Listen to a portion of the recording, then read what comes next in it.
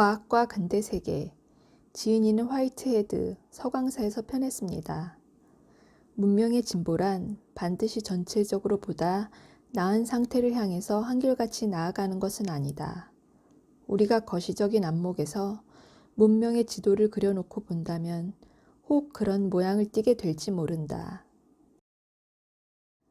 그러나 그렇게 거시적인 관점을 취하게 될 때 우리가 문명의 진행 과정을 완벽하게 파악하는 데 필요한 세부적인 사항들이 모호해지고 만다. 수만 년의 역사 전체를 놓고 본다면 우리는 새로운 시대가 비교적 갑작스럽게 나타나곤 한다는 것을 발견하게 된다. 역사의 흐름에서 소외되었던 민족이 어느 날 느닷없이 역사적 사건의 주류 속에 등장한다. 기술상의 새로운 발견이 인간 생활의 구조를 변형시킨다. 근대 과학의 발생과 관련해서는 당시 종교운동과 대조를 이루고 있다. 종교개혁은 일종의 민중 봉기였으며 한 세기 반에 걸쳐 유럽을 피로 물들게 하였다. 그러나 과학운동은 엘리트 지식인들 가운데서도 오직 극소수의 사람들에 의해 시작되었다. 16, 17세기 유럽에 있었던 동양 가운데에서 유독 과학만이 갖는 또 하나의 대조적인 특색은 그것의 보편성이다. 근대 과학은 유럽에서 탄생했지만 전 세계를 자신의 주거지로 하고 있다. 지난 2세기 동안 서구적인 방식들은 아시아의 문명에 충격을 주어 한동안 혼란에 휩싸이게 하였다. 동양의 현인들은 자신들이 그처럼 확고하게 높이 평가하는 그들 자신의 유산을 함부로 파괴하지 않고 서양에서 동양으로 옮겨 놓을 수 있는 인생의 규제 원리가 어떤 것일 수 있겠는가에 관해 고심해 왔으며 또 지금도 고심하고 있다.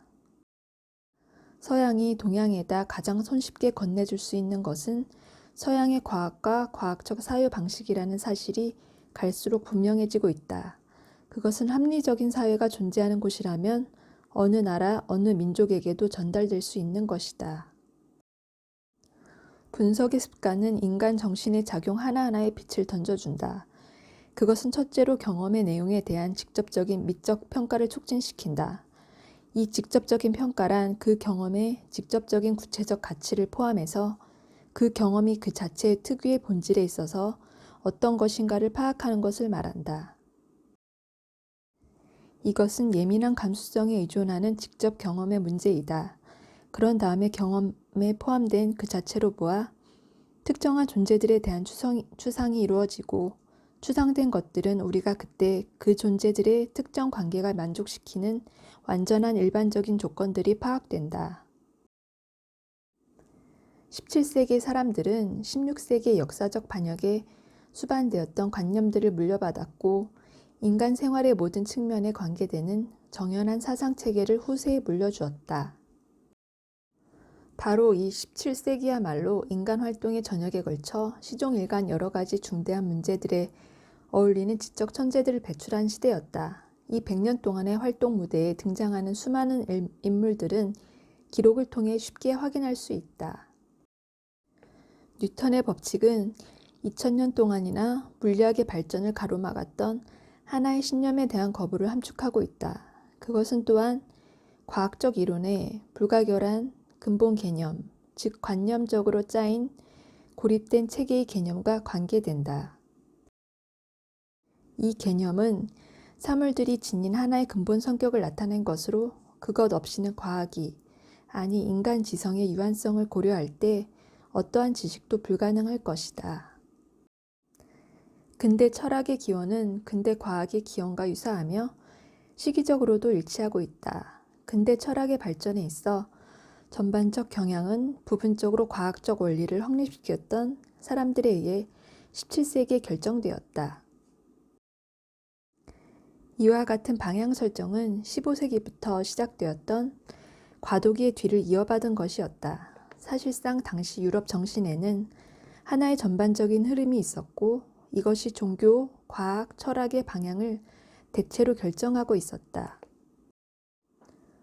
어떤 의미에서 종교와 과학 사이의 대립은 사소한 것이었는데 지금까지 지나치게 과장되어 왔던 것이라고 할 수 있다. 단순히 논리적 모순을 들춰내는 것만으로는 양자 모두에게 어떤 재조정, 아마도 사소한 측면의 재조정이 필요하다는 것을 지적할 수 있을 뿐이다. 우리는 과학과 종교가 사건들이 지닌 아주 상이한 측면을 각기 문제 삼고 있다는 것을 잊어서는 안 된다. 과학은 자연현상을 규제하는 것으로 보이는 일반적 조건들에 관심을 두는 반면 종교는 도덕적 미적 가치에 대한 성찰에 전념한다. 전자에게는 중력의 법칙이 있으며 후자에게는 신성의 미에 대한 성찰이 있다. 근대 과학은 인류에게 이동의 필요성을 부과한다. 과학의 진취적 사상과 혁신적 기술은 한 세대에서 다른 세대로 진행되는 시간상의 이동을, 또 해도 없이 해양을 모험하는 참된 이동을 가능하게 한다. 이동에 따른 이득은 그것이 위험하기 때문에 화근을 예방하기 위한 숙련을 필요로 한다는 데 있다. 그러므로 우리는 미래가 갖가지 위험들을 내포하고 있으리라고 생각하지 않으면 안 된다. 위험을 잉태하는 것은 미래의 일이며 과학이 그 소임을 다하기 위해 미래를 정비한다는 것은 과학의 장점들 가운데 하나이다.